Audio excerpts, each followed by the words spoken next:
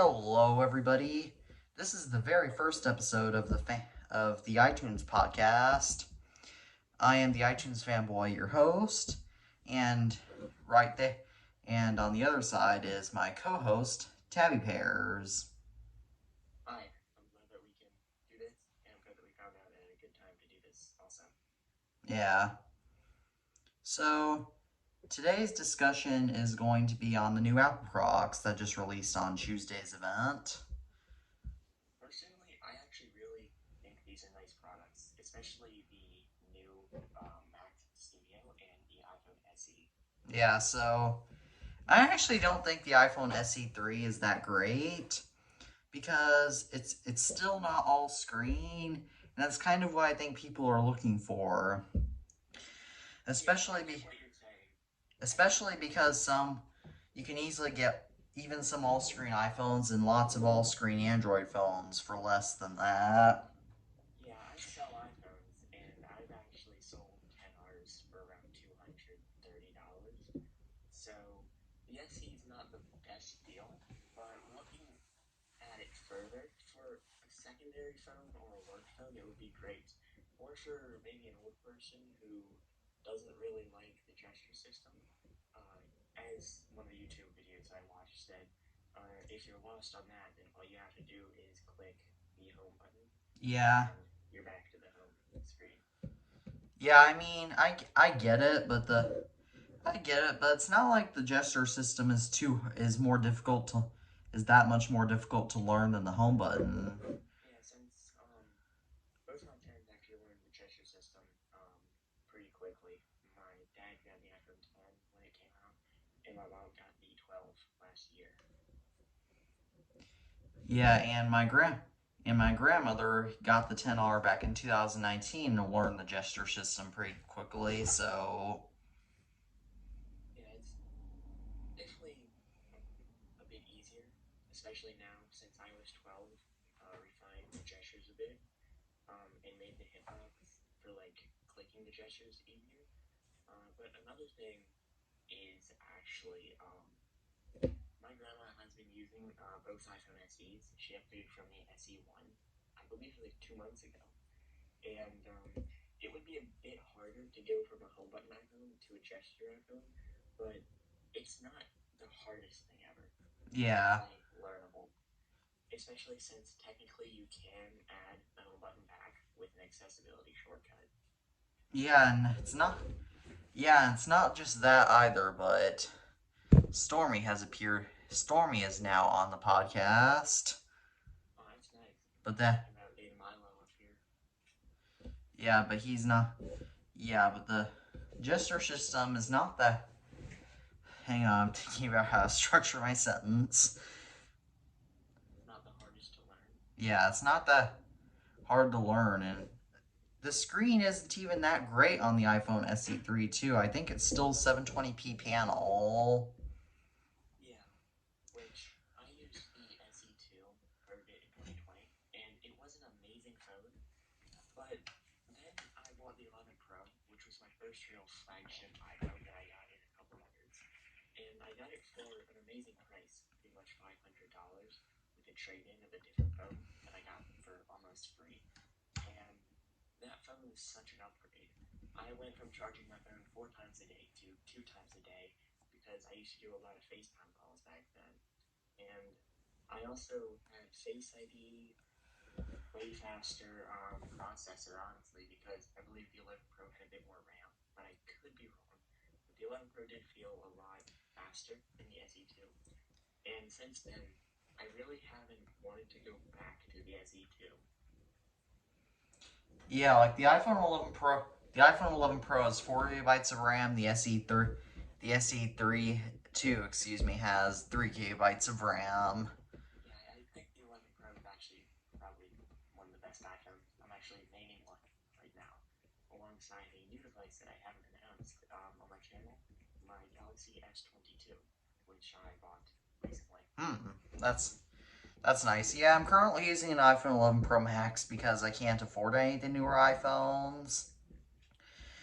But if I could afford one of the newer iPhones, I'd probably have a 13 Pro just because I don't, unlike you, I don't have that many issues with iOS, and Yeah, I don't know what it is, but it's like every iPhone above the 12, like everyone since the redesign, has given me so many issues.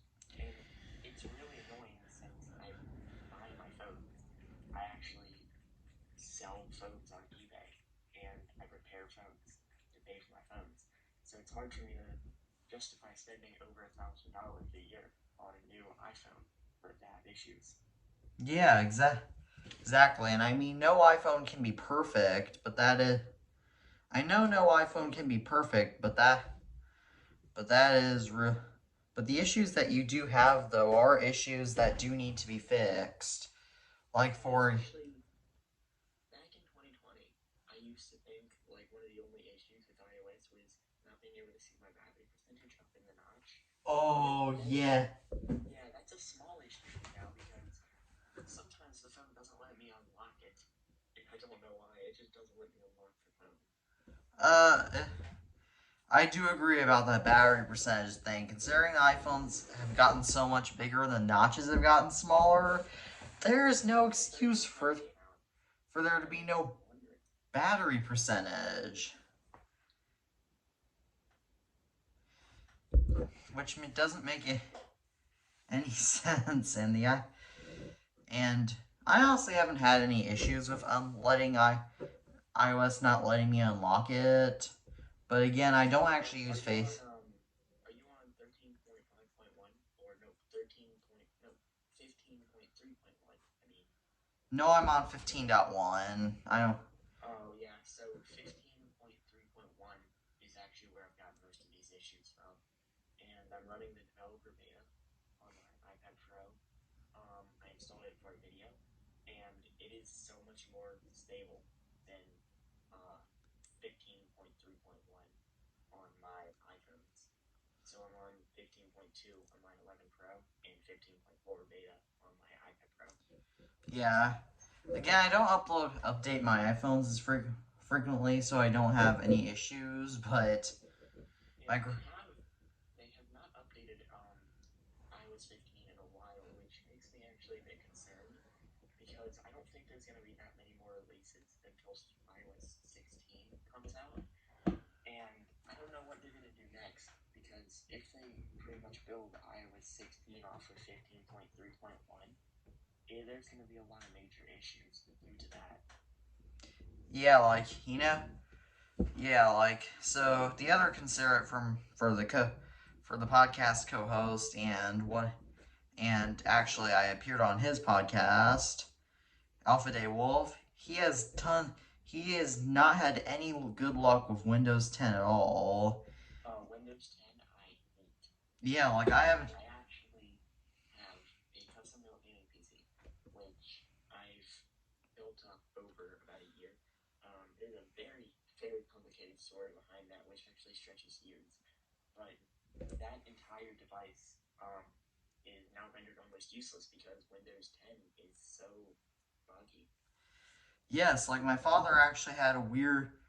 My father on his computer yesterday actually had a weird glitch where his taskbar went just increased to be huge, and he had a lot of trouble trying to get back to normal.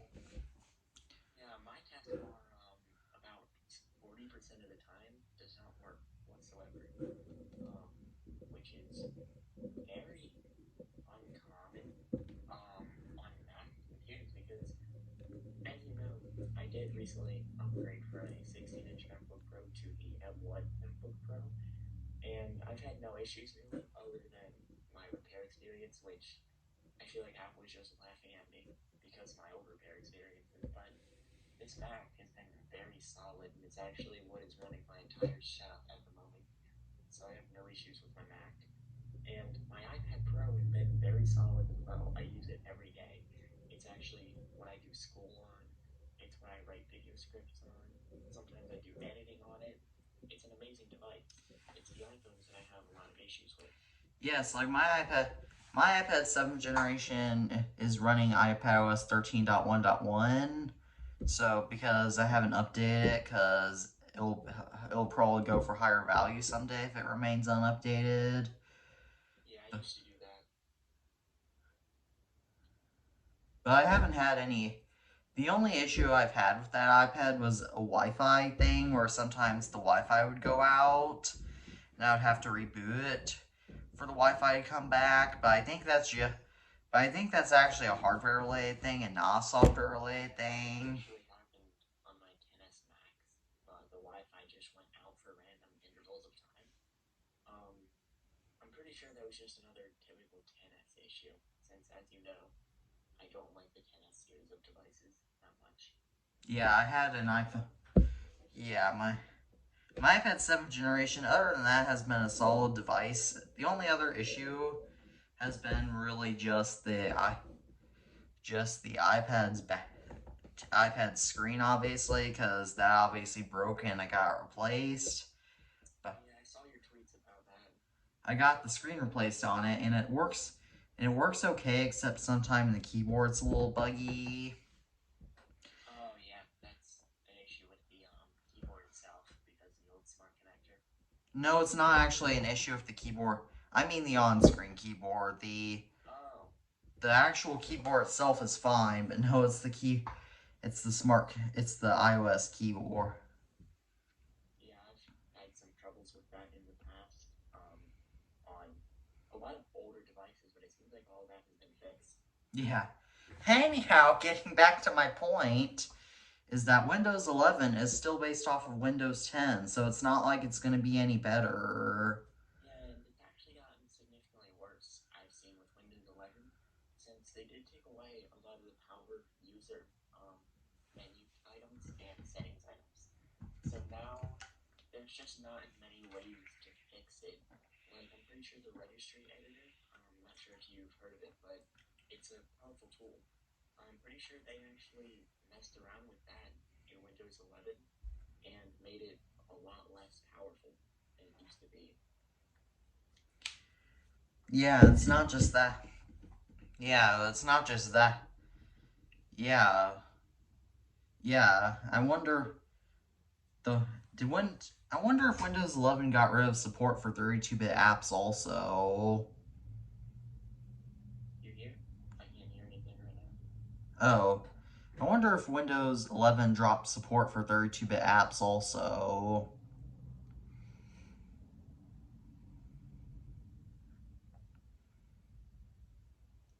Hello? You hear? I think my tripod was covering my microphone for a second, but I wonder if Windows 11 dropped support for 32-bit apps.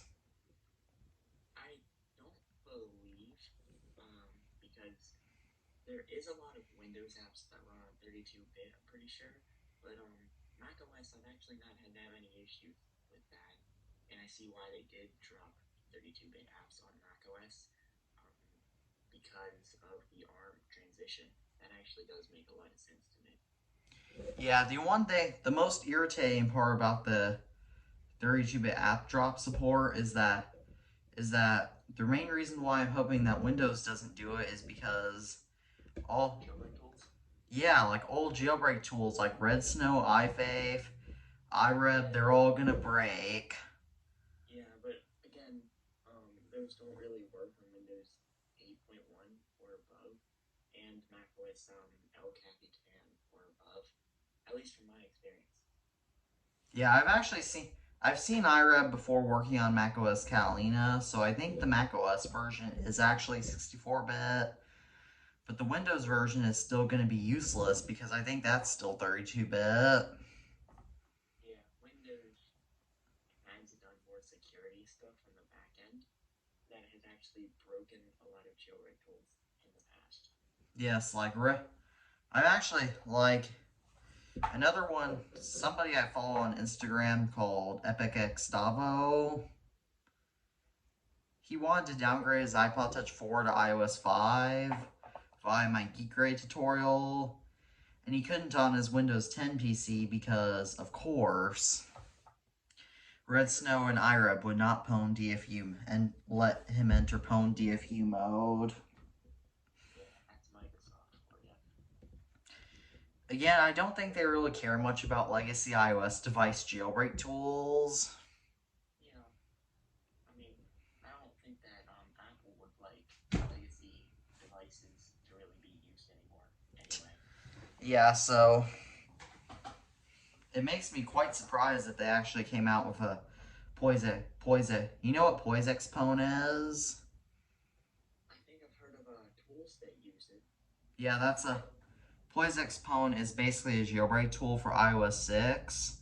And they surprisingly made a version of that for macOS Mojave and newer. Oh wow. Yeah, So but the old PoiseXpone I think is still 32-bit. yeah, in the past, like about 3 years ago, I used to be really into jailbreaking and downgrading.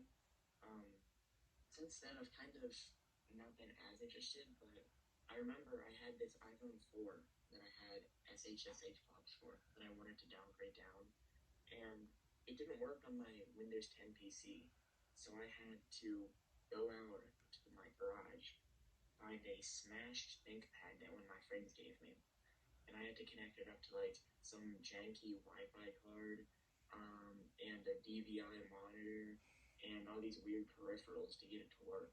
And then I had to like get USB drivers and stuff. It was the weirdest thing I've ever done. And that ThinkPad was from 2001, and it was melted, physically melted. So I don't believe I actually ended up getting the phone downgraded for a while though. What version does it have SHSH blobs for? I think it was 5.0.1, and it was like a white iPhone 4, like some weird carrier that one of my friends at the time sold me.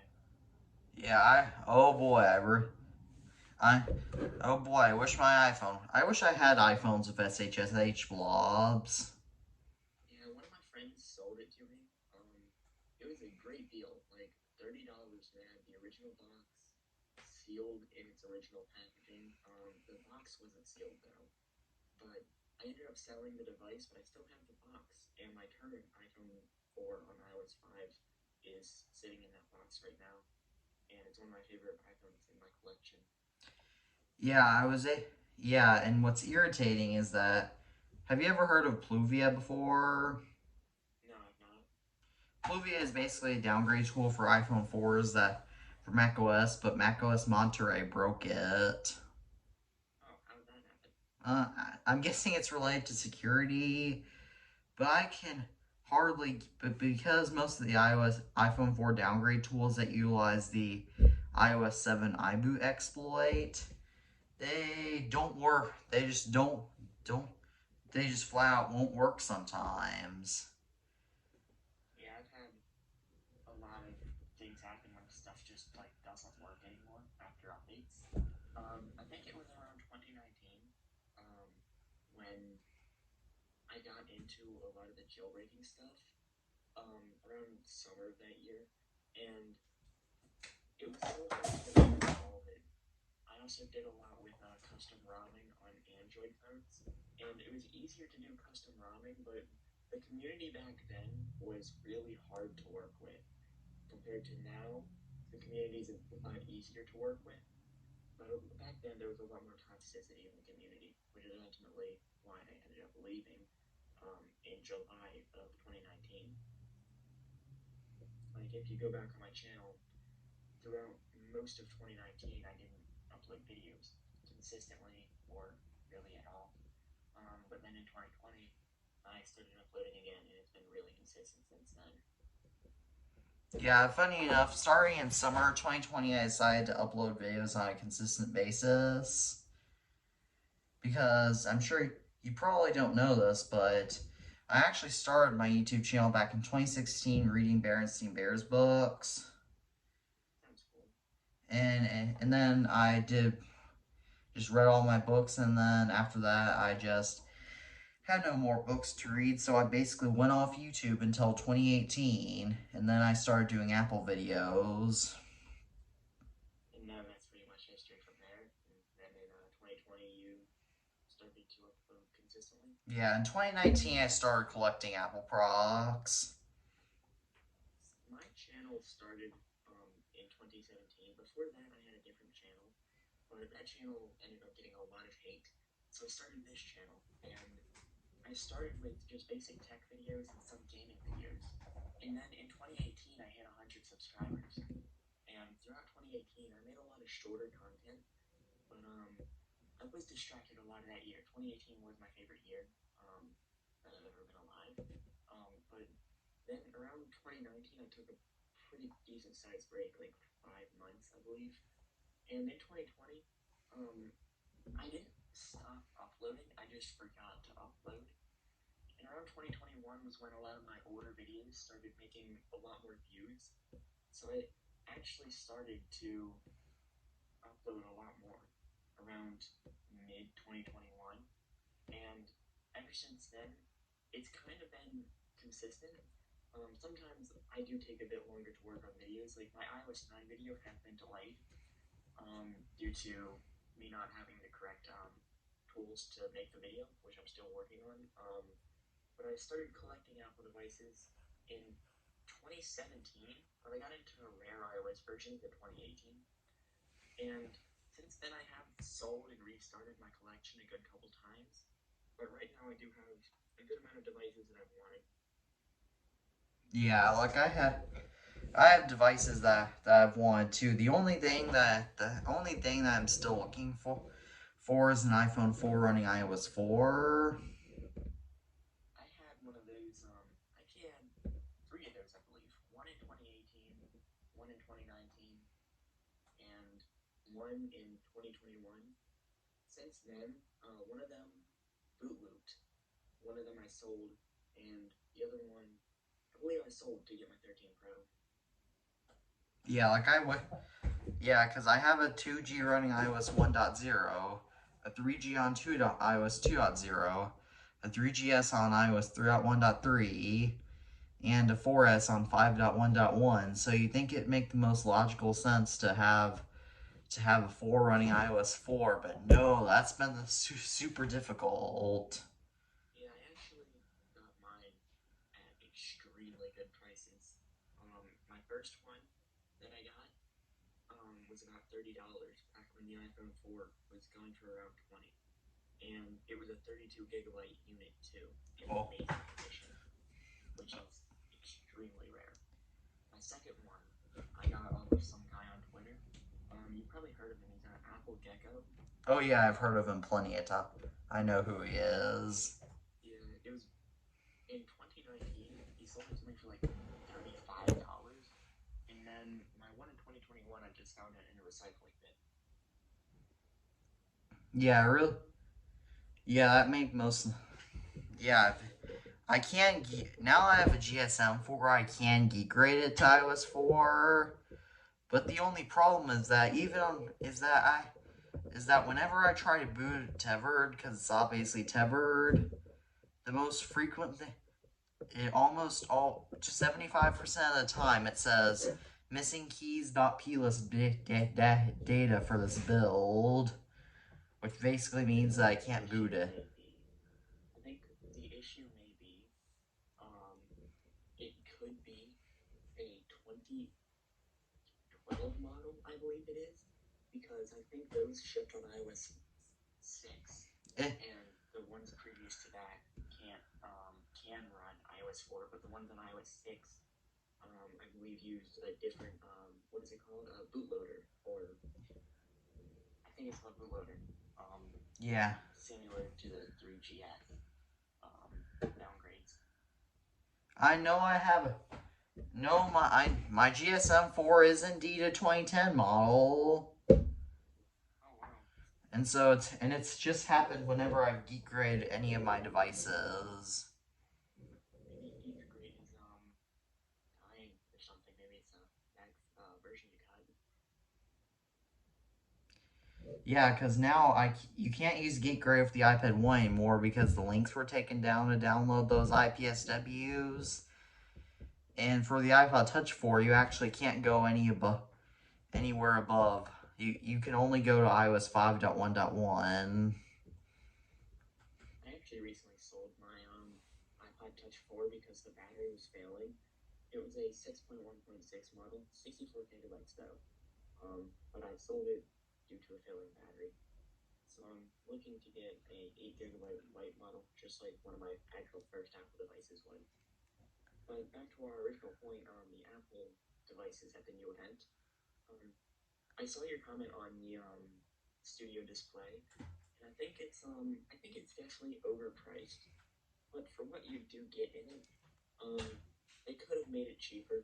But what there is right now in it, there's an Apple A13 chip from the iPads and the iPhones, um, which is very nice to have, especially in a monitor.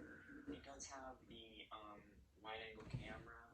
It's a 5K display, and it does, of course, come with the stand and that nice metal enclosure. Yeah. Yeah, like it is, I guess, okay price wise, but I think they should put an A15. They should have really just put an A15 in it. Or alternatively, they could have made it a lot cheaper by like maybe taking out the processor and putting something like they have in the HomePod, like an Apple Watch chip in it, if that's possible. Yeah. They could have done a lot more to make it a cheaper device. I actually was looking on Samsung's website a while ago, and I actually spotted their smart monitor for $250, which you can use remote desktop access on, and you can even stream movies and TV shows via streaming services on it. My problem with Samsung TVs and monitors is that they actually have advertisements on them, which annoy me a lot because my family was going to buy a Samsung TV, and I looked at the demo at Best Buy. It was a $3,000 TV that had advertisements for free TV shows on it, and you can't get rid of those.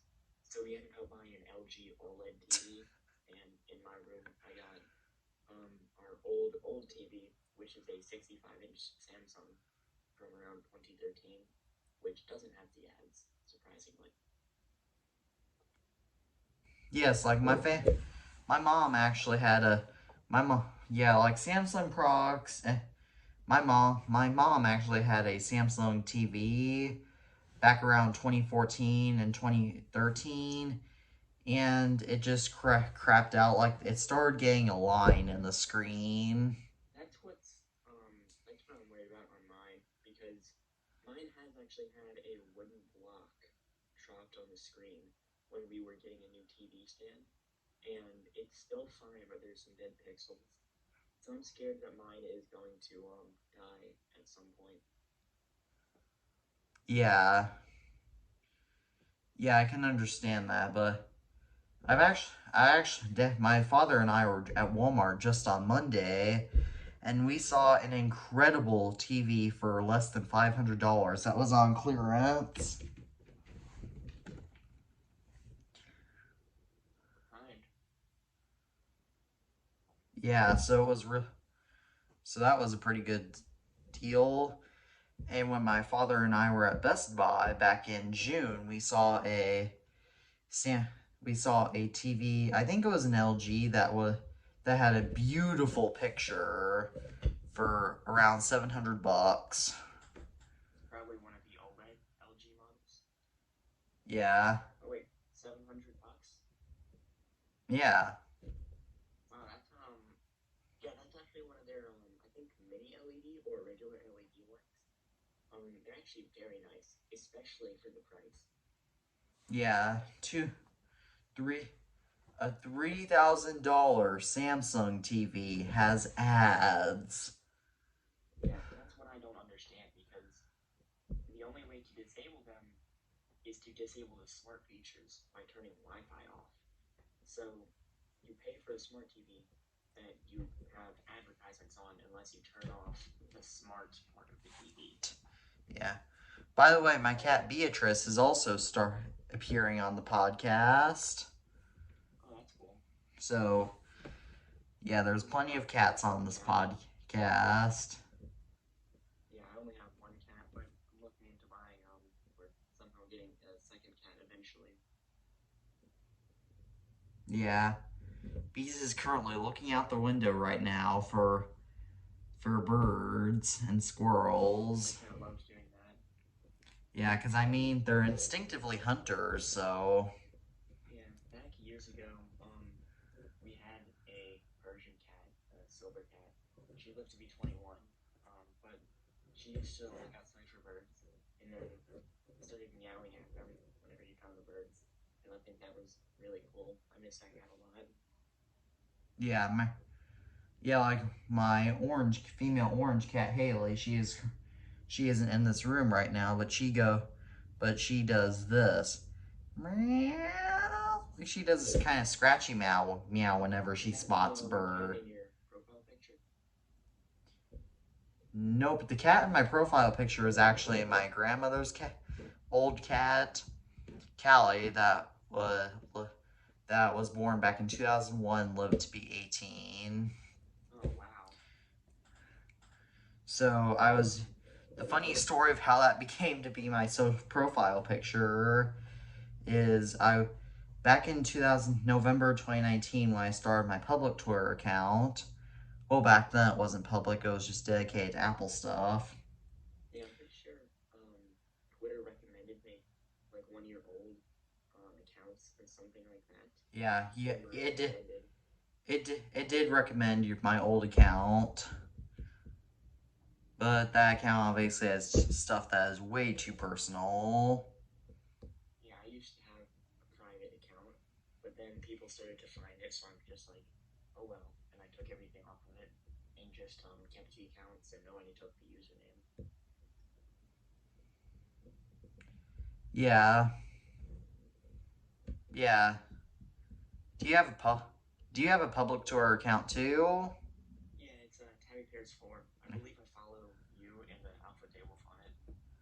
Yeah, I thought that was you, but I wasn't sure if that was you or not since it says you're using an iPhone 13 mini on there. Oh, yeah, that's actually old.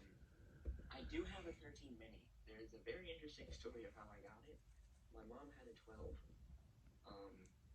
Long story short, she upgraded to a 12 Pro Max because I was upgrading, and my dad got a 13 Pro, so we had this 12 Pro Max laying around, so I gave it to her.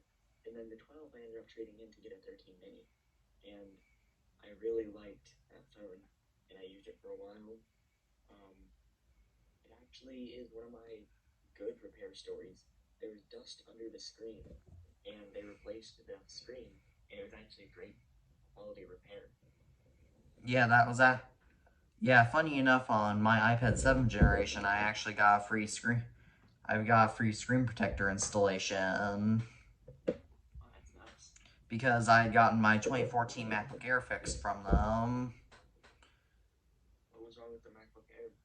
It wasn't booting because for some reason, yes, it was tied to its bad keyboard assembly.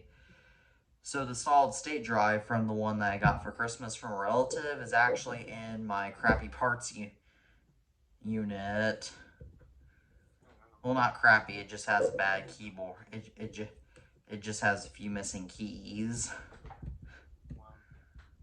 Back to the event, I think the studio display is nice, but I think they should have like maybe a 21-inch variant for use on smaller MacBooks for around $999, maybe. I think $1,000 is a little much, but I do agree it should be more reasonable. Yeah, for creative professional, it does make sense why the color accuracy would have to be so calibrated and so fine-tuned, which is why I do think that the price of it makes a bit more sense. But it's definitely a more expensive display, and it's not what we were expecting, I don't think. I think we were expecting a more budget-oriented display. Yeah, like some artists need really, really, and graphics designers need really, really good displays. Yeah, for me, I record all my videos in either 1080p 60 or 4K 60, so I don't really need an amazing display, and I find my phone just to be more color accurate, and I think my phone is fine for not needing color correction. Yeah, like my phone, I record most of my videos in 1080p because, well, I actually record them in 4K, but for some weird, but I don't, ooh, I shouldn't probably be recording in 4K since I'm using a 2014 MacBook Air, which I'll edit this podcast on. You're not using your 50-inch MacBook Pro? That and my 2010 MacBook Pro are unfortunately both in the shop right now, so I can't use those. Yeah, I actually was without my MacBook for about 3 weeks when Apple had it, but now I've got it back and it's running perfectly now. Yeah, my 24. Yeah, I wish I wish I could be using my 2012 MacBook Pro, but unfortunately I can't. So I'm currently trying to save. I'm currently trying to save up for a brand new MacBook Pro just to where I can edit this podcast in a reasonable amount of time, because even once I get my 2012 MacBook Pro back, it probably still won't be that much faster. What kind of MacBook Pro are you trying to save for? I don't know. I'm currently looking. I'm hoping that maybe the M2. Yeah, it definitely seems like a nice device. My mom has a MacBook Pro M1, and the battery on it is just crazy. Yeah, I'm currently. That can last forever. I've been on battery power this whole time, and my battery's at 99% on my MacBook Pro, and it started at 100 since we started recording. On my MacBook Air, on my 2014 MacBook Air, since we've started recording, my battery level started at like 60 something percent and has since dropped to 38%. How's the battery on your iPhone, since the battery is used, right? Yeah, the battery on my iPhone is fine. That's good. What is the battery health? I have no idea. I've actually never really had my battery drop a significant amount. But on my old 11 Pro, it actually got down to 97 before I even had it for a month, which was very weird, but I partially blame that on the iOS 14 beta. Yeah. My iPhone 8 Plus has around. My old iPhone 8 Plus, I think, has like 78% battery health. Wow, my mom's old 8 Plus has 96, and it was used for a good amount of time. Yeah, so I don't really have any iPhones with too terrible batteries. The only one with a really noticeable. The only phones that have really noticeably bad batteries on is my iPhone 4S that I used with iOS 9 for a week. That doesn't have a great battery on it. And my 3GS doesn't have that great of a battery on it either. Out of all of my iPhones that I have, which I do have a lot of more modern iPhones, I actually got this 6S yesterday from recycling. And the battery health, it's on iOS 11, by the way. The battery health on it is 86. But whenever I use it, it goes down like 5% a minute. Then if I restart the phone, it goes back up to like 99. So I'm definitely going to replace that. And I also recently replaced my 6 and 6 Plus batteries with brand new amp-centric batteries, if you've heard of them. They're No. pretty high-end. They're what the repair shops use. So I definitely have to buy a lot more batteries. But in other news of repairs, I recently got an iPhone XS out of recycling. So for a video, I'm going to be using an iPhone XS and seeing how long it takes me to have issues with it. Completely unrelated from iOS issues, just in general, any hardware issues, since I have told everyone not to buy the XS series of devices. So I finally have one to actually test again with those issues. Yeah. Yeah, Alpha Day Wolf, who uses an iPhone XS Max, currently hasn't had any hardware related issues that we know of, but so Yeah, my sister had a 10s Max, and about a year after purchasing it, the baseband failed, the battery failed, and the entire antenna assembly was having issues, and Apple didn't want to replace it, so we traded it in, and I gave her my 12 Pro, and I bought myself a 12 Pro Max because I just wanted that, but it wasn't enough of a reason for me to just upgrade out of nowhere to a 12 Pro Max. But since I had the opportunity, I was just like, yeah, I'll upgrade. So that's how I got my 12 Pro Max, which my mom uses now. But I'm glad that 10s Max is no longer in use because it had to be restored like 3 or 4 times in its lifetime. yeah, you seem to sure switch your phones a lot. Yeah, I do that a lot, unfortunately. Most of the time, I will buy a phone, keep it for a while, then I will return it or sell it, and then I will go to a different phone. Um, I don't know why I do it. It's just something that I'm trying to find the perfect phone because I don't like using my phone when I can use like my iPad or my computer. But whenever I find a nice phone, I tend to want to use it. Like the 11 Pro and the SE2, I used a lot, and the 12 Mini, I also really had a very good experience with.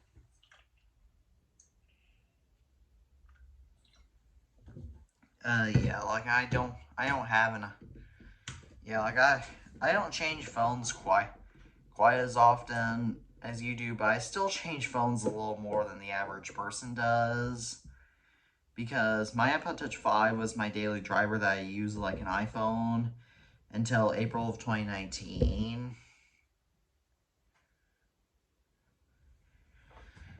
But back in 29, what is going on outside my house? Some dude is riding a motorcycle down the driveway or the sidewalk.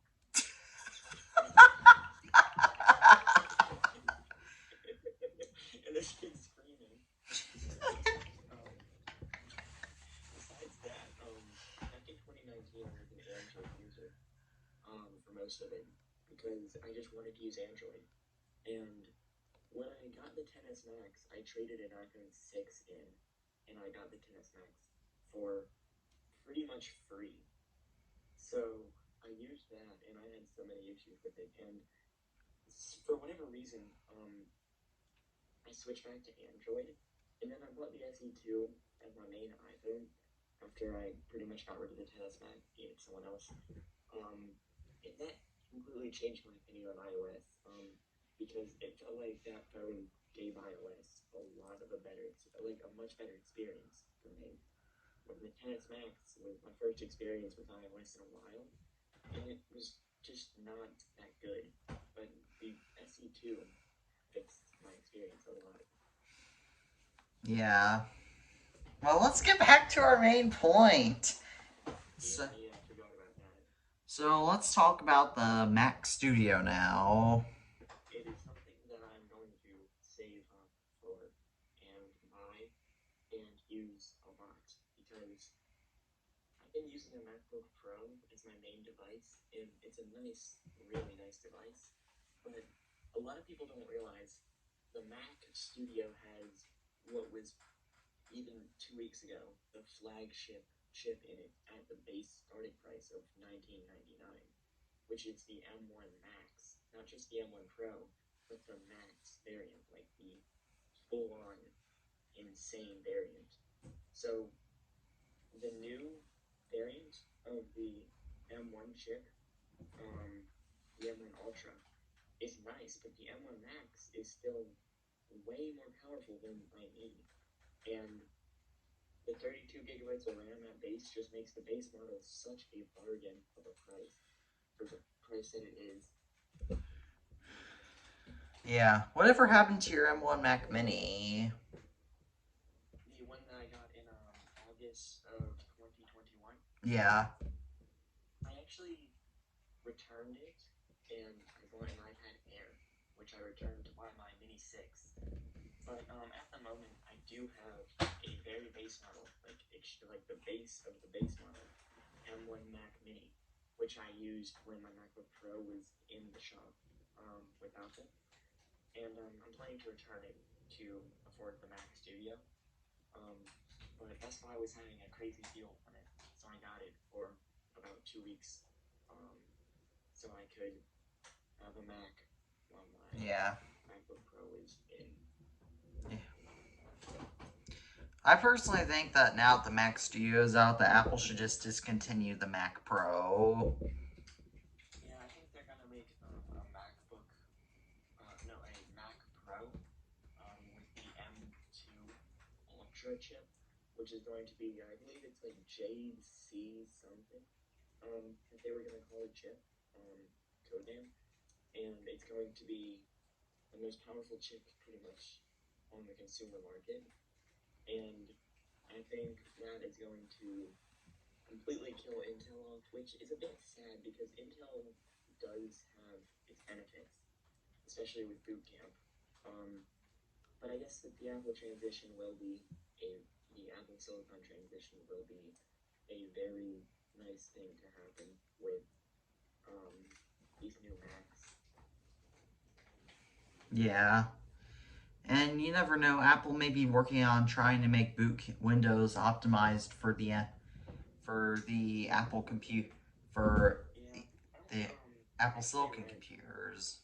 Yeah, I actually read that it's not Apple that's doing this, but it's Microsoft. I think that someone from Apple said that it's up to Microsoft and it's not up to Apple whether Boot Camp gets on the new M1 computers. Yeah, I guess that makes sense. But Boot Camp is incredibly useful. Yeah, I use Boot Camp on many of my old computers. I'm pretty sure that I only didn't use it on a couple, but I actually got a lot of Macs for free from Apple because they kept on messing up the Butterfly keyboard. So I got a MacBook Pro 2017. They replaced it many times under Butterfly keyboard. Eventually, they discontinued the 2017 model and they replaced it with the 2018. Replaced that. No, that one screen randomly broke. Probably something got in it, so I got the 16-inch after that. And then I traded that in, but we also had a second MacBook Pro, which was a 2015. It overheated, and they replaced it with a 2017 MacBook Pro. They replaced that up until the i9 came out, and they replaced it with an i9. They replaced the i9 twice under Butterfly keyboard, and then they just straight up replaced it again, and we sold it in 2019 because there's so many issues with those computers. So that's a very complicated story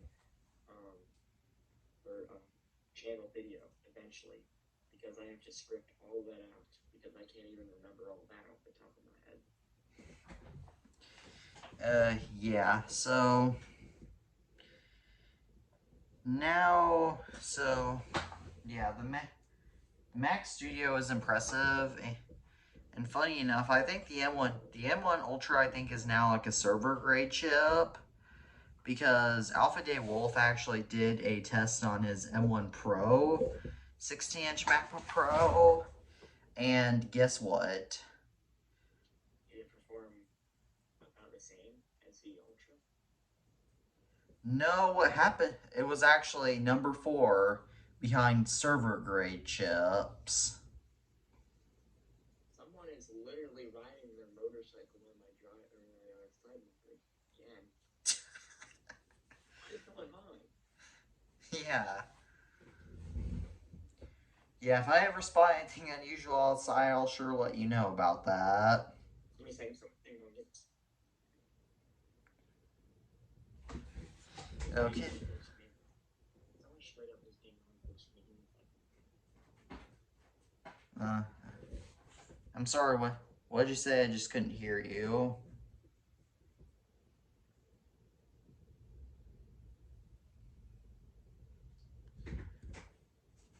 Hello?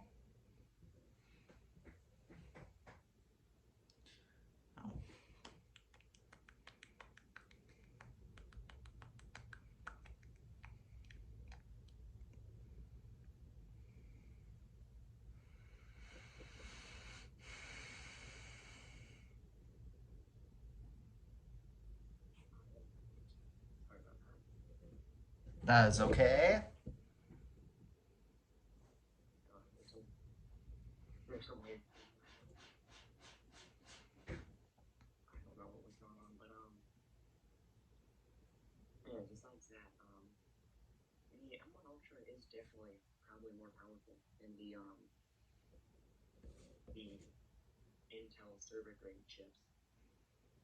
Yeah, which I guess isn't too surprising considering that I've seen people set up their old Mac Minis as servers.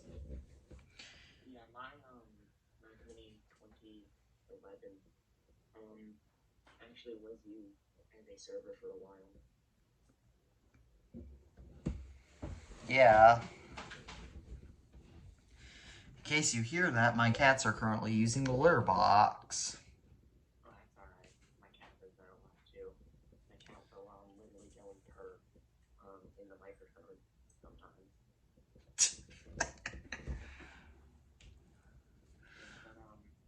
the M1 Ultra kind of makes me think, when will the M2 chip come out, and how will that affect the lineup?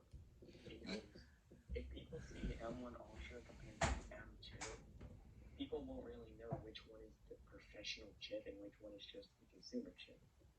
Because if someone sees, like, people used to see the A10X versus the A11 and think the A11 was faster, but the A10X was actually much faster because it was from the X chip lineup. Yeah.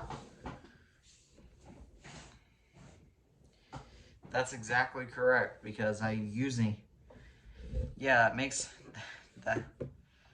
Yeah, that makes perfect sense. But I'm still anxiously awaiting for the M2 chip to come out. Yeah, the M2 will definitely change the chip. Orangey and Beezus are now coming onto the podcast.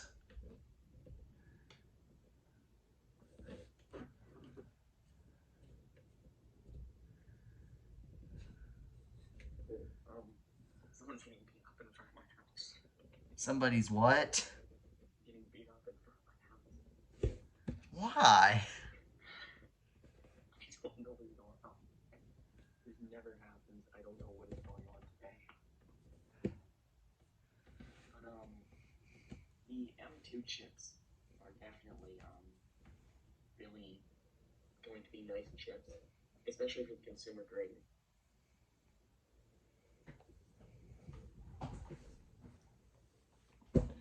Yeah. Beezus keeps getting in the way of my podcast. Oh yeah, Milo does that whenever I'm trying to record. I have to do a lot of editing work to get him out of it so nobody complains about my cat being in the way. Yeah. My cats, of course, make plenty of appearances in my videos. Yeah, I saw your room tour video, and I saw that there's a lot of cats in the room. Did they just really like your room? Yeah, they do. That's good. My cat's always either in the window downstairs or in my bedroom in some way. And it's really nice to see him in my room since he's always sleeping most of the time. But I record most of my videos late at night. So whenever he's really awake at night, he gets in my way a lot when I'm recording. So I have to make a lot of editing cover-ups for my cat getting in the way of the camera.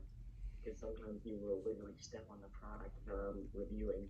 Like, I was making a video on my iPad 4 that I recently got for free. It's a 64 gigabyte cellular model. Yeah. You saw my Instagram post. And he kept on stepping on it.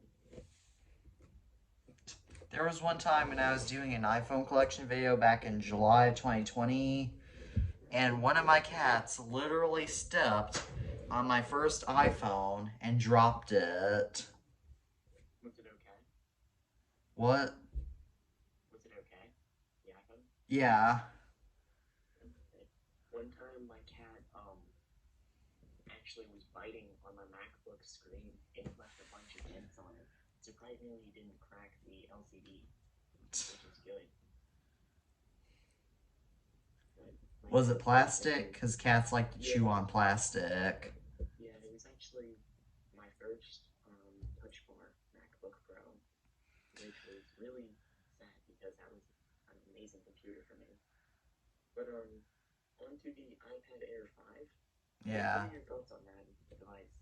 I think it's awesome, and I would honestly consider getting that, but it would just take too long to save, and I'm currently trying to save up for a new Mac Pro for podcast editing.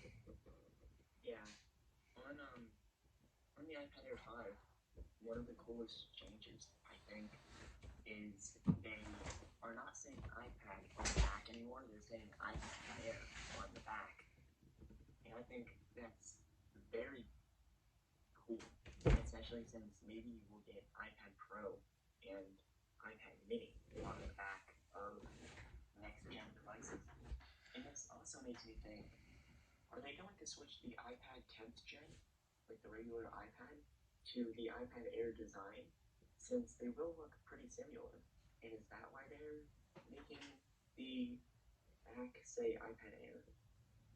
That you actually did do a good prediction there, because that would make some sense if they made the iPad.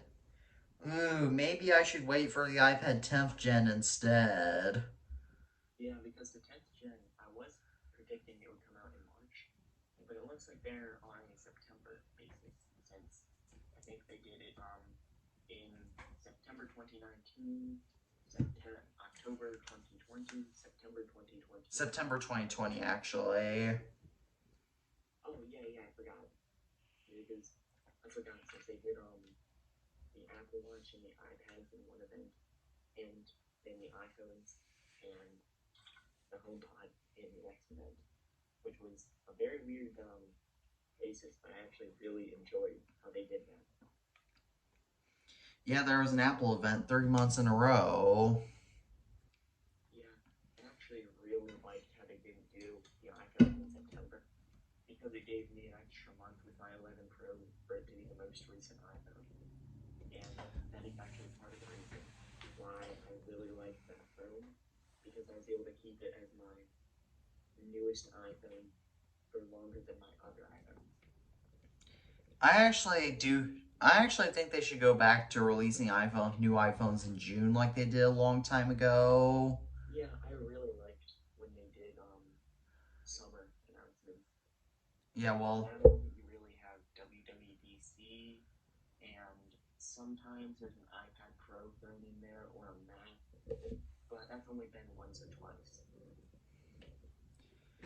yeah, like I obviously don't remember back when they launched the new iPhones in June, because the last iPhone that was launched in June was the 4, and I was obviously 2 then. Yeah, I remember seeing it in H&H Greg, because I was buying a washing machine, I believe.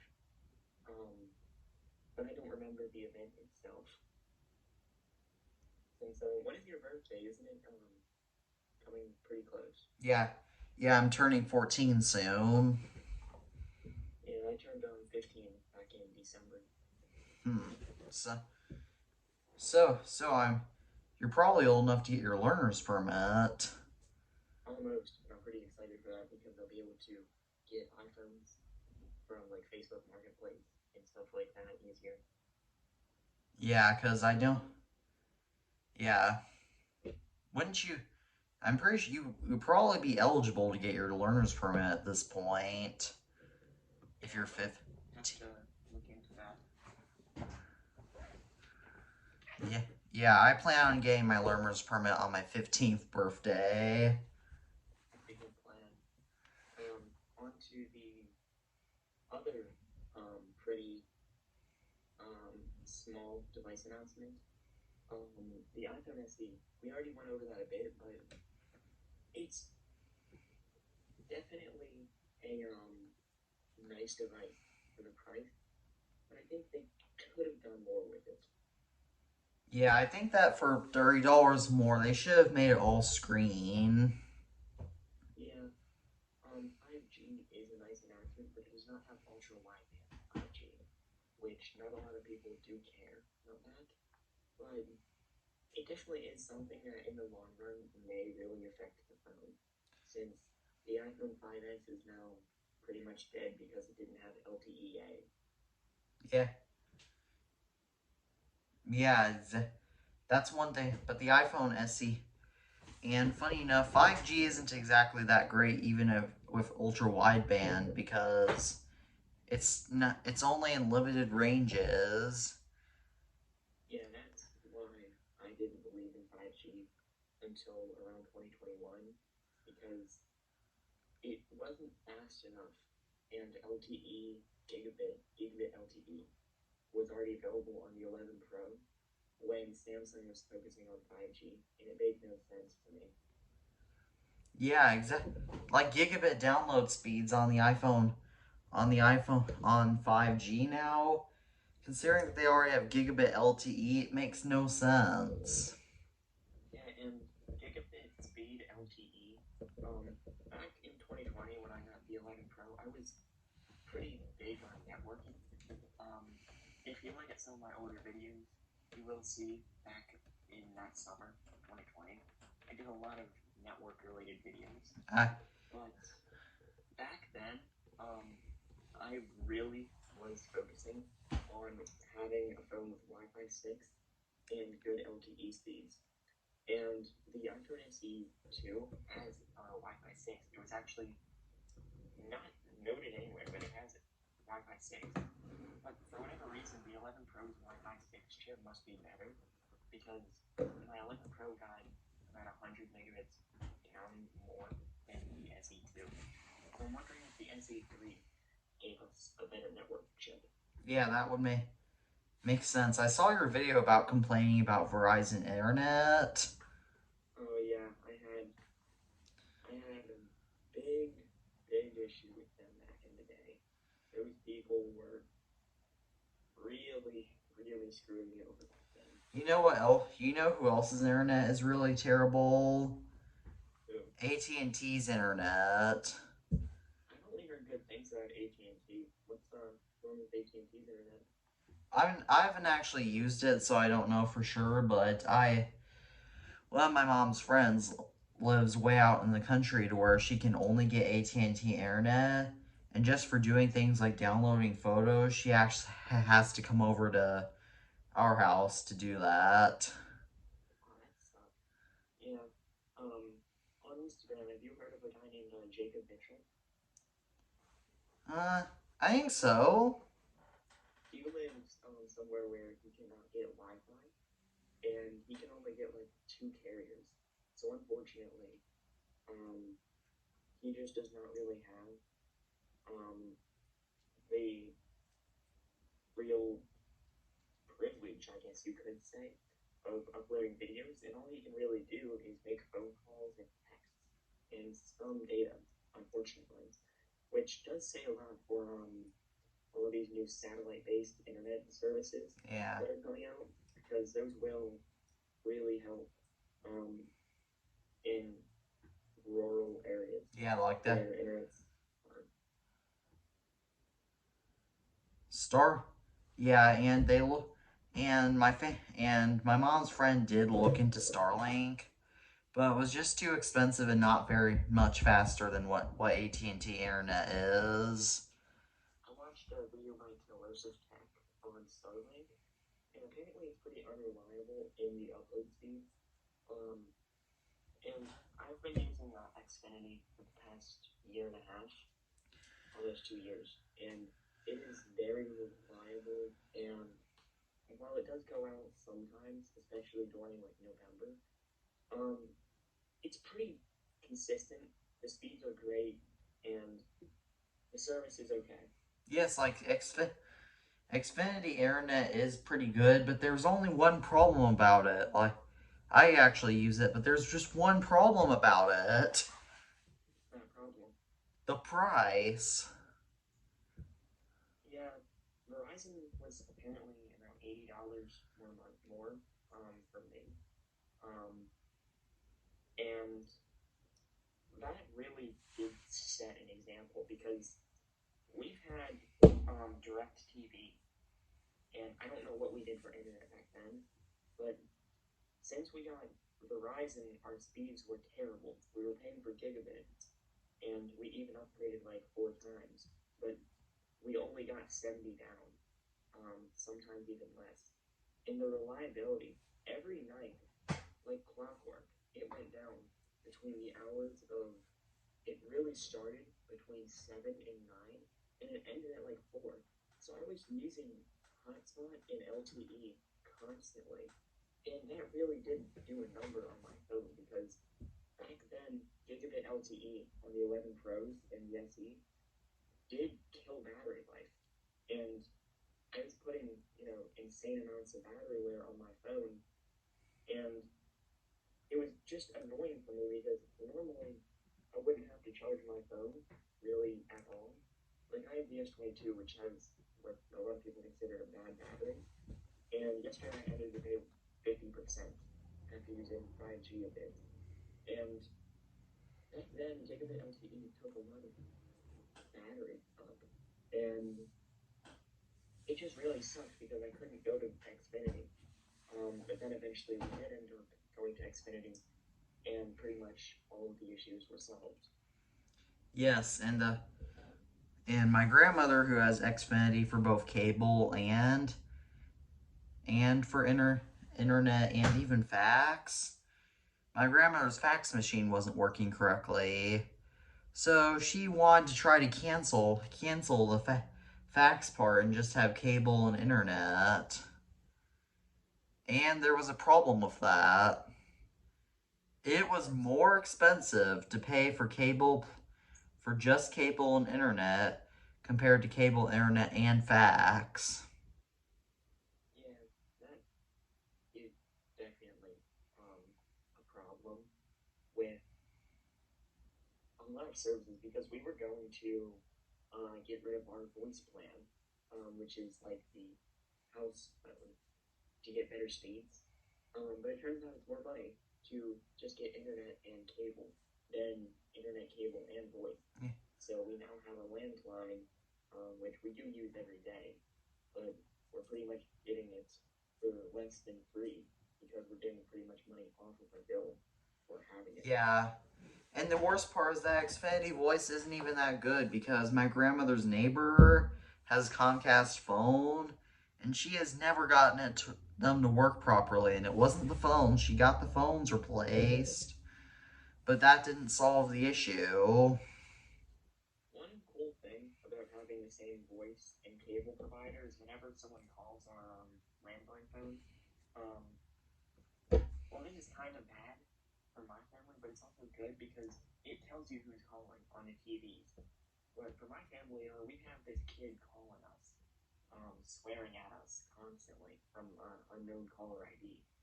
Um, and every time he calls, it pauses the TV show that we're watching until we answer. And every time we answer, he says, you know, some goofy stuff, pretty much harassment stuff. And then he hangs up the call and calls again. And it keeps on pausing cable whenever he does that, I'm pretty sure. Which is really annoying whenever we're trying to watch TV and this dude starts calling. Yeah, I can't. Yeah, I'm sure you there's probably some special if it's actually illegal stuff, I'm sure you could get the authorities involved and probably. Oh yeah, we went to the police. They said because he's calling from unknown caller ID, there's really nothing they could do about it unless he's saying he's gonna kill us, which he's just swearing at us. Um, he's like some 10-year-old kid that's mad at us for whatever reason. Do you know who the kid actually is? Yeah, but we know who it is, but we can't prove it. Unfortunately, but it's fine. He's still for the most part. But back to the iPhone SE 3. I think it's not going to sell that well, and I think this is going to be the last iPhone SE that Apple makes, just because of the used market, and especially the Apple refurbished store, since technically you could get like an older iPhone 8 which is pretty much the SE with way worse specs for under $100 at this point. Yeah, Or alternatively, you could get an iPhone 10, which is still an amazing phone. It has the real OLED all display yeah. for $250. I've actually heard of. I actually don't think that. I've actually heard of literally the opposite about the iPhone 10, because every single person who I know, besides you, who has had an iPhone 10, has always whined about the battery degrading so badly on it. That's the 10s for the most part, since my friend had a 10s. He got it in December 2018, and in June of 2019, the battery health already degraded 20%. But my 10 that I had, I got it on almost launch day, like a month after launch, which was ultimately the phone that I'm keeping the longest out of most of my phones, never dropped to even 99% battery. Yeah. Yeah, which is strange because which is, Maybe I just got a lucky model. yeah, because that must have been something like that because, yeah, but is it okay if I go back to the topic of networking since there's not really much else to talk about the Apple event? Yeah, it's good. So, I'm going back to networking for a second about that caller thing, because my grandmother supposedly has the phone service from Xfinity 2, but she just uses but she doesn't actually have it set up or anything because she uses the AT&T landline in her cell phone. But the only problem is that she gets calls because she has fax and on her TV. But the only problem is that they're usually scams anyway. But yeah, the scam calls, I've been getting a good amount of them on my landline. Like once or twice a day, we get some dude calling, telling us about how we could save $1 million, or how some dude is trying to give us $1 million. yes. Always some dumb backstory to it as well. Yeah, well, the main reason why landlines don't are more vulnerable to scams is because most landline phones aren't smart enough to block scam calls. Yeah, or the phones, or the landline phones that are just don't know what to block and what not to block. Since AT&T does have like scam protection stuff, I believe, but they block out everyone at that point. Like only people who are in your mailing list, oddly enough. Yes, and that's pretty ear. Yeah, and that's pretty ear. Yeah, that's a.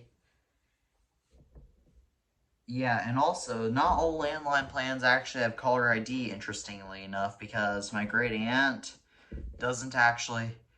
My great aunt's landline phone doesn't actually have caller ID.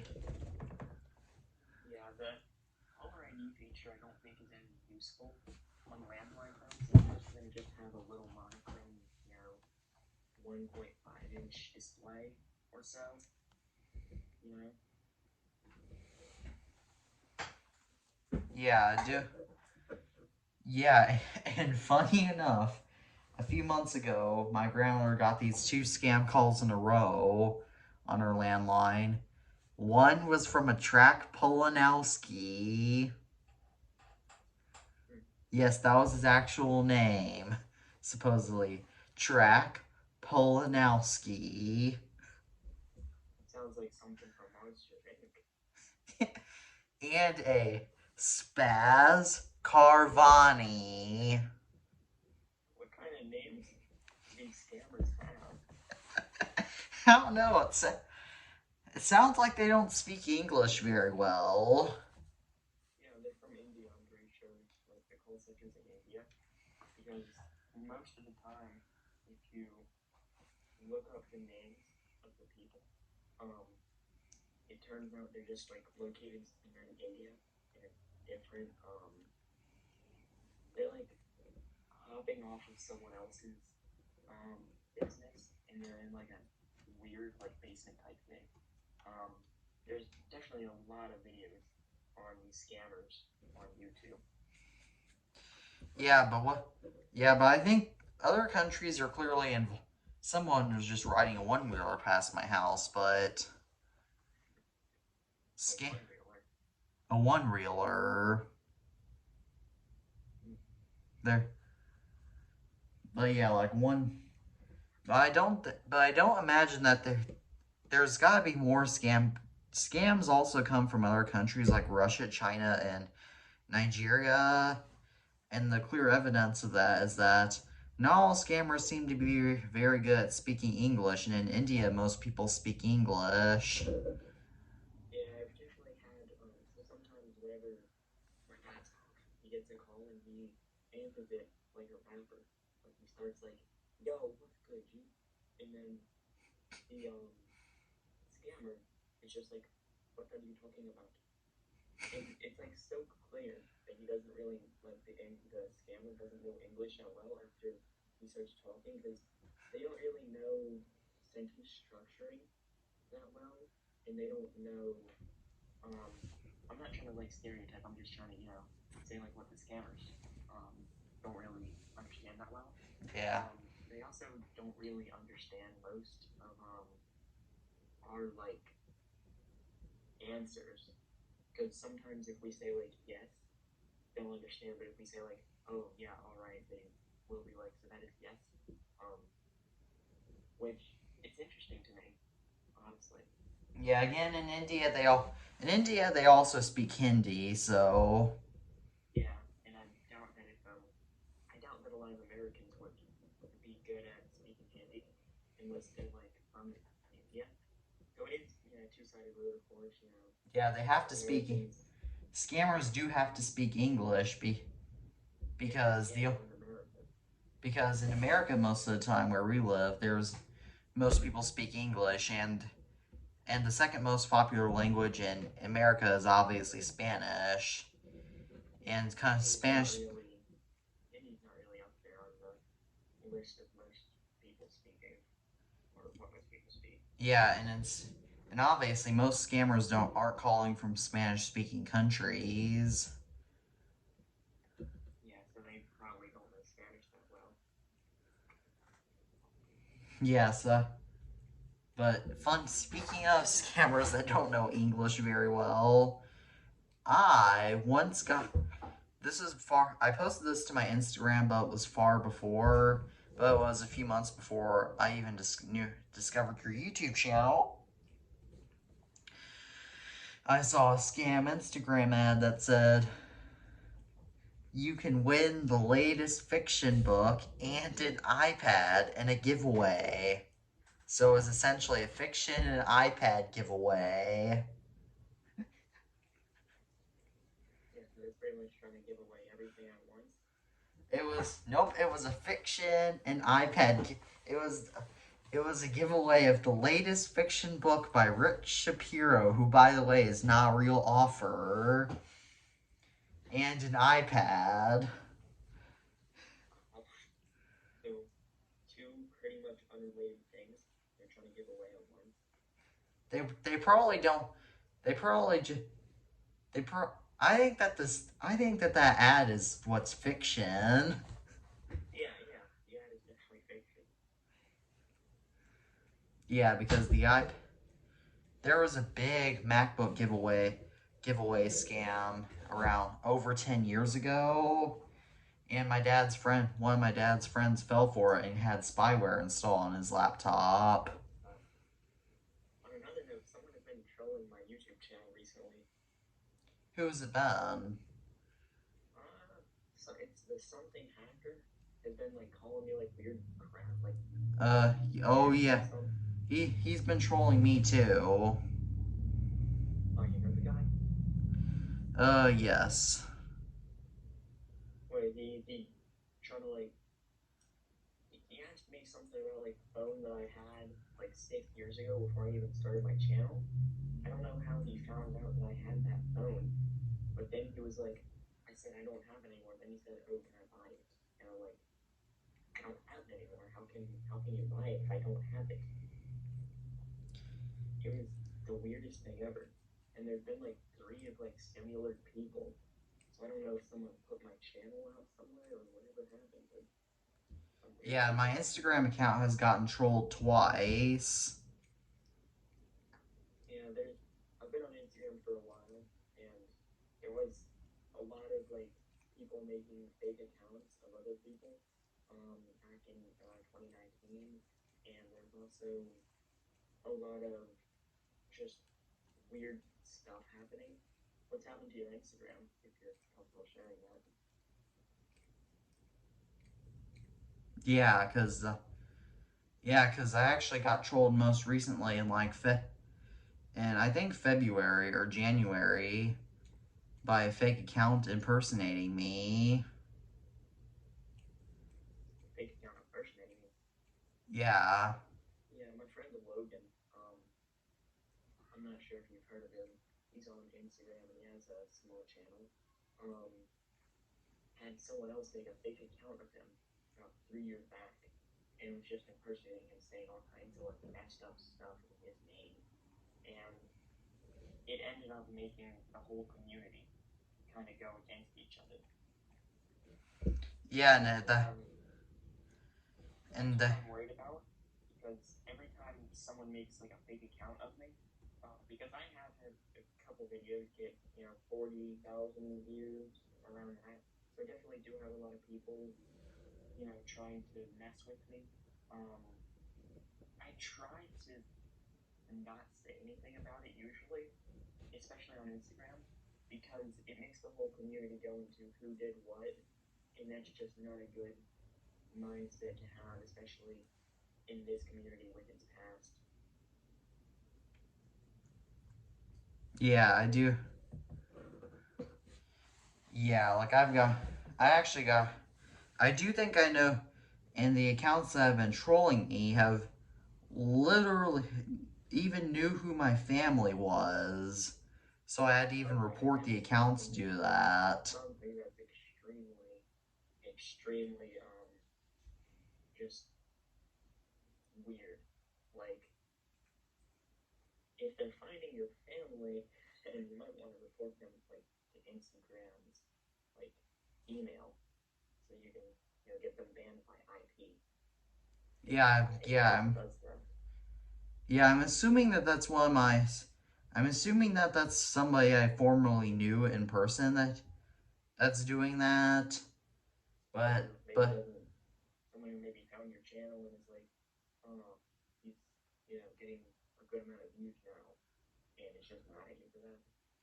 yeah, because back in fourth grade when I started doing tech videos, most of my classmates did not like my channel Yeah, because yeah. they thought that I I've been should have done a Fortnite channel and such. And they probably have gotten mad. They probably have gotten mad. They've probably gotten mad at me because now I have like 300 something subscribers. yeah. I Back when I started this channel, since I've been homeschooled and doing like online school for years, but I was coming out of a different community in a way from a different channel. Um, and some of those people have actually found my current channel and went up there and was like, yeah, so you're actually doing another channel. And I've been like, yeah, but this time I'm not gonna let you dislike my videos, since someone decided to give me 12 dislikes every video, presumably from alternative accounts. Yes, like my iPad 3 video that I did back in 2019, which admittedly wasn't the greatest quality. That I think was my most disliked video on my channel. My most disliked video has got to be probably my most popular video. At least at this time, it's a Nintendo Switch video that I made back in 2018. Yeah. Um, it got patched eventually, so a lot of people were like, "This doesn't work," and I'm like, "Yeah, of course it doesn't work. It has patched in video title." And there was a point where I took the video down, but then I was like, for archiving reasons, I'm just gonna take this up. since most of my older videos, I did actually take down, because most of them have like some sort of privacy related thing, like my city. Some of them had, um, sometimes some of them have like my face, which I'm not like if someone finds like an older video of mine that has my face, like I'm not mad. I'm just like I don't want anyone to go harassing me with anything. Yeah. And And that's funny. why a lot of my old videos from 2018 and 2019 are unlisted. Yeah, I did. Yeah, like I actually also showed in that iPad 3 video how to get iOS 10 on my iPad 3, and lots of people hated that because it wasn't actually getting iOS 10. So as a result, that was my most disliked video. Is it a jailbreak tweak or something? Nope, it was just literally adding the icons to the home screen uh, and changing the wallpaper. Oh wow. Yeah, no. And I don't think that many people really care about getting iOS 10 on the iPad 3 anyways, because Yeah, I'm because as a lot of people know, that is a pretty slow device on iOS 9. and 8.2 isn't that great on it either. Yeah, iOS 8, in my opinion, is probably one of the best iOS versions, especially on like the 5S and the 6 Plus. Um, Especially for its time, I remember it ran pretty well on my iPhone 5C when I had that, which was my first activated phone that I ever had. It was very cheap with a contract, like $20 probably. And for what it wasn't a bad phone, but I didn't keep it for that long as I ended up trading it to my sister for a 4S.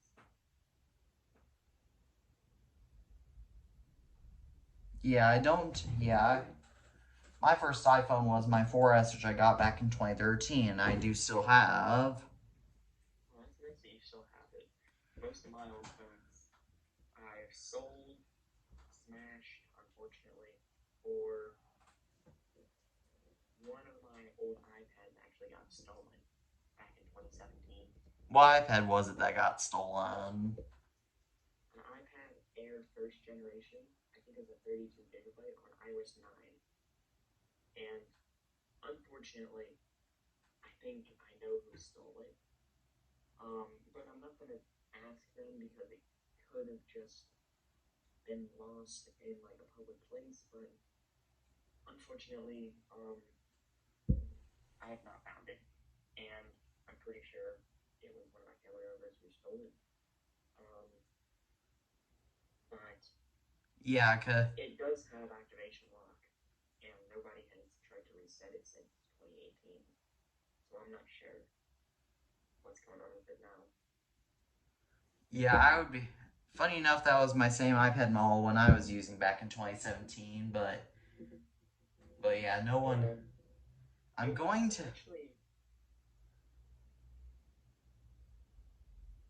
I'm sorry, what were you gonna say?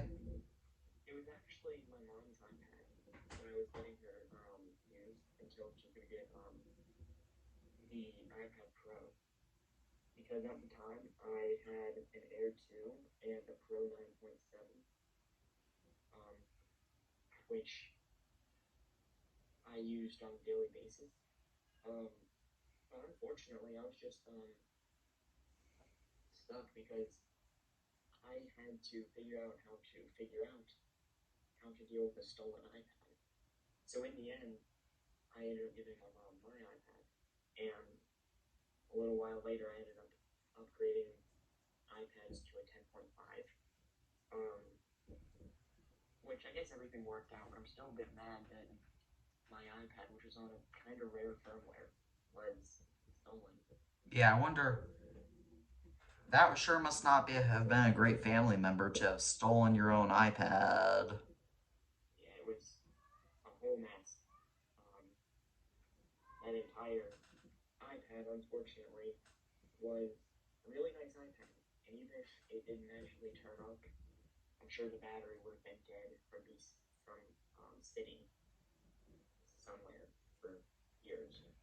Yeah, and even my guess is that it was like a considering. My guess is that it was likely sold. My guess is that it was probably sold, and then and the which is why it was reset in 2018. No, it wasn't reset. I said that like since in 2018, Apple started telling people when activation lock has been activated, and I haven't gotten that email. Um, so it's still on my dad's iCloud account. So maybe someday it'll just magically show up, but I highly doubt that considering I'm everywhere. Can't you just use Find My iPad? No, since they only showed you back then, they only showed you the last location for 24 hours. And it took us about a month to realize someone likely stole it and it wasn't just missing around the house.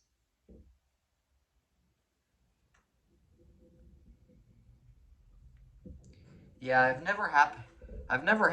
never actually had any Apple devices stolen. I've never gotten any of my devices stolen, luckily. Good. But I am a bit nervous because my MacBook Pros are currently at the repair shop. I took them in on Monday, and they usually call within the next day or two, and they have not called yet to just say how they're even doing. The repair shops can take a good bit of time. I did get an iPad 2 fixed at one time. So sometimes the repair shops do take a little bit of time.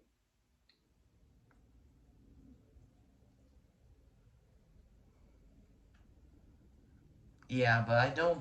Yeah, but usually it was pretty quickly. So my guess is that lots of people, since spring break was actually started today for me, my guess is that lots of people have been wanting to get their devices fixed for their spring break trips, and or the repair shop guy had to special order parts because of course he wouldn't likely have parts for computers that old on hand. It's good that you could be getting a better part if they're ordering a new part, since a lot of the time, if they have the part, it might have been sitting somewhere for a while, or the computer could have some other issue that nobody's figured out yet. Yeah, my guess is I've had plenty of Apple devices missing around the house. Yeah, I have too. I saw that you recently got an iPod Shuffle. Yeah. Where was that found at? Like, was it just around your house somewhere? Yeah, it was around my mom. Yeah, it was around my house somewhere. I've been planning on putting it in my collection for quite a while since I knew my mom had it. But she just hadn't cleaned out the drawers. But she got a new really smart couch side table, which has speakers, lights, chargers, everything, even a cooler. So she cleaned it. So obviously she cleaned out her old drawer, and I got her old iPod Shuffle. It unfortunately only works. It either has a really faulty LED light, or else it just works like 25% of the time. That sucks. I've had most of my family's old Apple devices have been recycled. Well, not really recycled, but like sold or thrown out.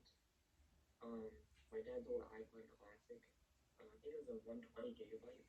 It was a sixth gen. We ended up recycling it or trading it for an iPod Touch 5 when the hard drive died. Um, my mom's old iPod Nano 3rd gen died, so it was thrown out. Um, well, I smashed it before, just for some fun. Yeah. I regret doing that. That was back in 2015. And my old iPad 2 got broken and thrown out. So yeah, a lot of my old devices, unfortunately, are gone. And the oldest device I have now is my Air 2 from 2014. which I've had since 2016 when my dad upgraded to the iPad Pro 9.7. Yeah, I don't. Yeah, I do wish that my mom. I wish that my mom's really old iPhones and our family's old Apple TVs. Those are gone.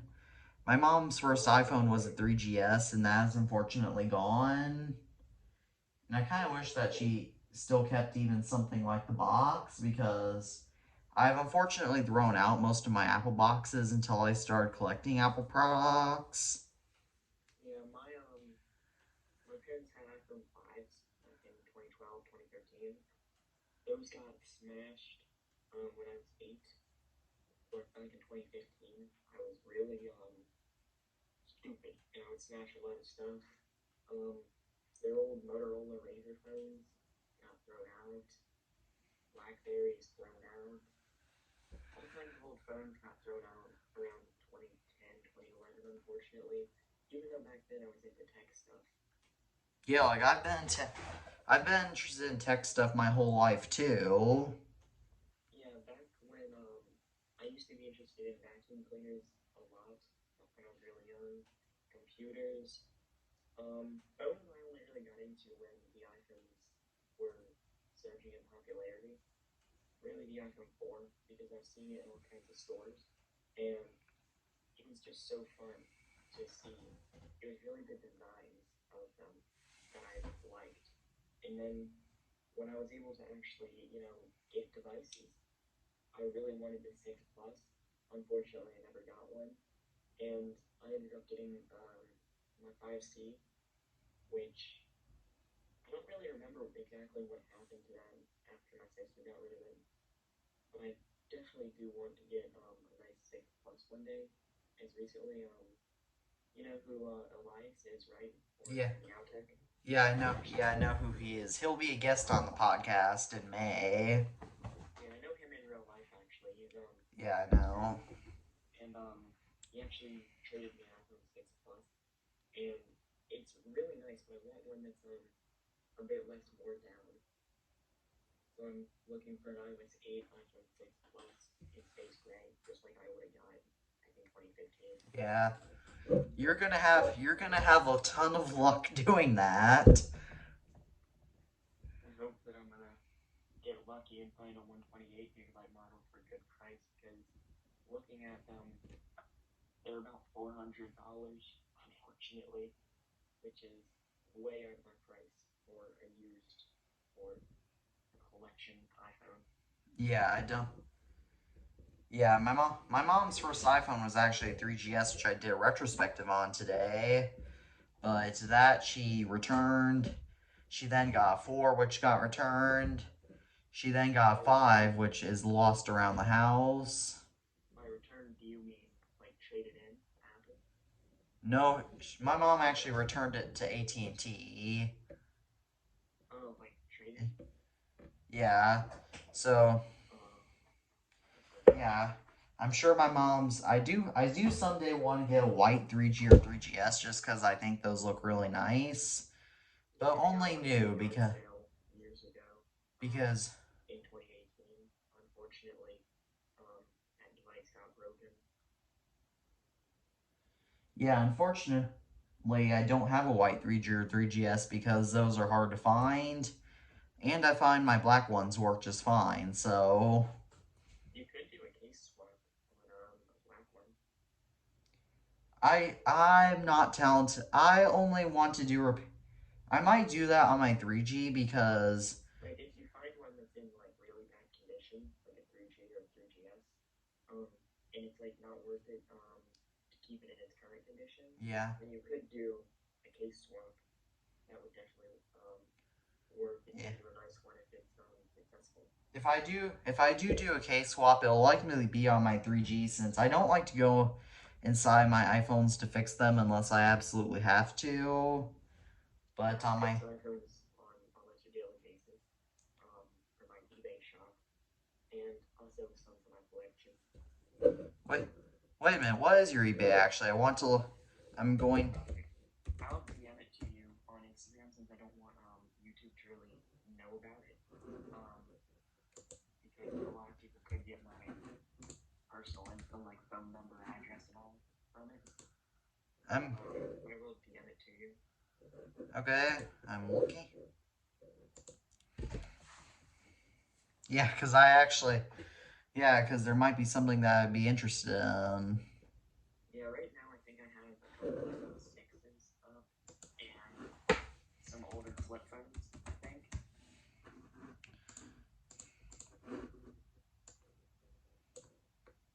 But I definitely do like to repair devices, and it's fun to get new batteries and all in them for me, since I'm kind of a battery health enthusiast, since I like to see when like battery health drops.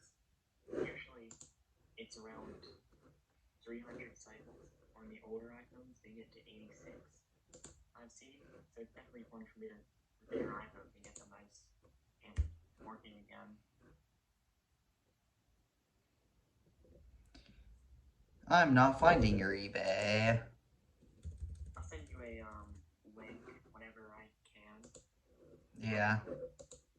In my dad's eBay account that I list on. Yeah, I plan on selling some of my devices soon too. Just because I have a lot of stuff that I just don't really want in my collection. I've seen that you have gotten a couple devices off of eBay over the past couple months, like the iPhone 4. I saw you got. Yeah. Didn't someone try to scam you with a fake email from eBay? I think so. Yeah, I do. Yeah, you had to I have to plug in my MacBook because it's at 13%. Mine's at 77 now after about an hour and 40 minutes. Yeah, that's just crazy. Yeah, it's just crazy how the battery on my MacBook Air is so bad. Yeah, on my 16th MacBook Pro, it would barely last me 2 hours, but this one can easily last me 4 to 6. Yeah. It was a crazy upgrade going from 15 to the new. And then since I have used M1, of course, my mom does have an M1 MacBook Pro. Yeah. Now my MacBook now I'm plugged in my MacBook, but The new MagSafe on these new devices. yeah, I don't find MagSafe that convenient when you're on a lap because it can easily come off. Yeah, I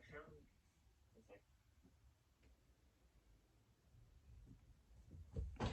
But I do find MagSafe convenient when you're on a desk and you have a long cable that goes to the floor. Luckily, mine's not that long, so it doesn't go to the floor.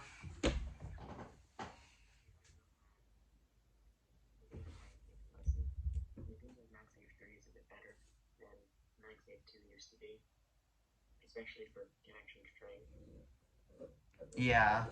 My mom's tried MagSafe on her new 13 Pro with a wallet, and it constantly came off. And it wasn't an official Apple one, but it constantly came off. Oh yeah, I have a couple MagSafe accessories for my iPhone 13, and the third-party ones tend to come off very easily, but my MagSafe battery pack, which I've had for a while, doesn't really detach easily, but it will shift around on the back of the device. Yeah. Yeah, I plan. Yeah, that is a pretty valid. Yeah, I do have. Yeah. What do I say? I'm honestly running out of stuff to say, and I'm itching to go outside since today is a really nice. Oh, wait a sec. It just got. The temperature was like 60 degrees when I started the podcast, and it just dropped to 50. Oh wow! I wish that the weather icon on the iPhone was like the clock icon, and it could update with the temperature as the day goes on. It's at 61 here. Yeah. Do you think we should wrap up the podcast here? My MacBook Air is already not going. My MacBook Air, there's no way my MacBook Air is going to be able to handle a podcast longer than 5 seconds. So I think that we should just honestly be ending it just for sake of my MacBook. Yeah. Oh, it was great doing a podcast with you. Hopefully. Oh, actually, never mind. There's one more thing that we need to do at the end. Oh, what is that? So, I actually did this on the Random Alpha podcast, which is the podcast that I guested in. By the way, Alpha Day Wolf, the host of that, will be the first guest on there in May, because I want to have podcast experience before I guess. But I'm going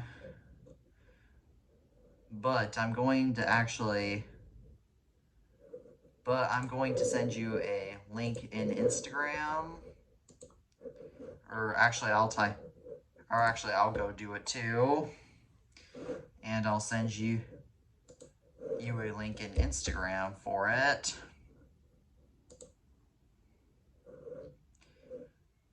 Which is going to be the alphabet typing test.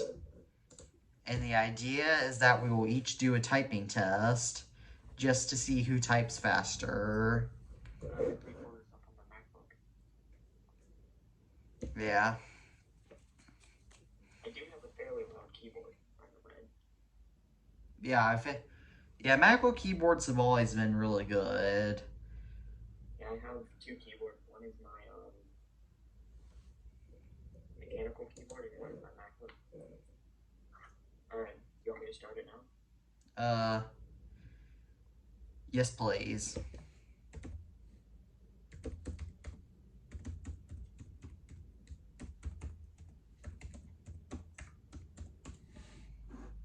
Alright, 9 seconds. Now I'm going to try this on my MacBook Pro's built-in keyboard. Alright, I did it in 8 seconds, so now I'm going to do it again.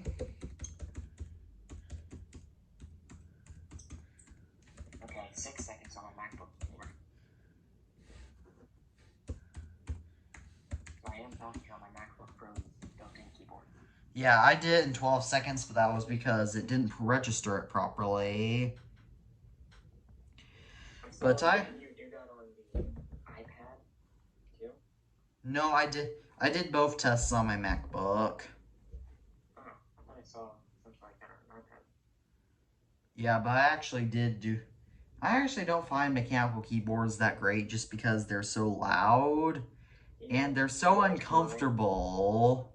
Yeah, I like mine because it's a bit more comfortable since it does rest, like your wrist does rest better on this one. And I don't like the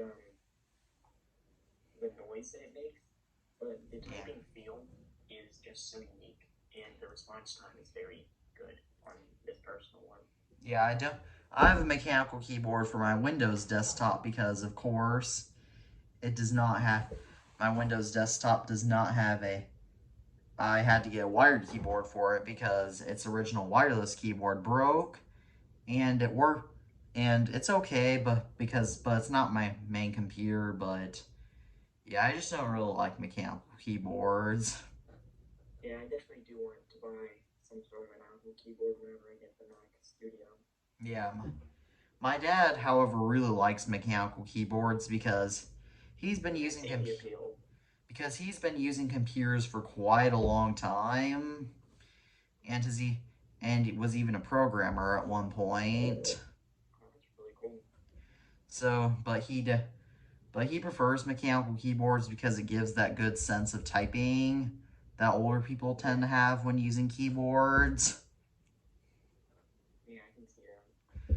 So, yeah. However, this time I think we should wrap up the podcast for good. Yeah, it was good doing this with you. I'll send you the audio file on Google Drive. All right. Goodbye. And for the audio listeners, thank you all for listening in. And for the video listeners, please check out all our social media and our YouTube channels, which will be linked in the channels tab and the description below. This is the iTunes Fanboy and Tabbypears, and as always, we'll see you next week.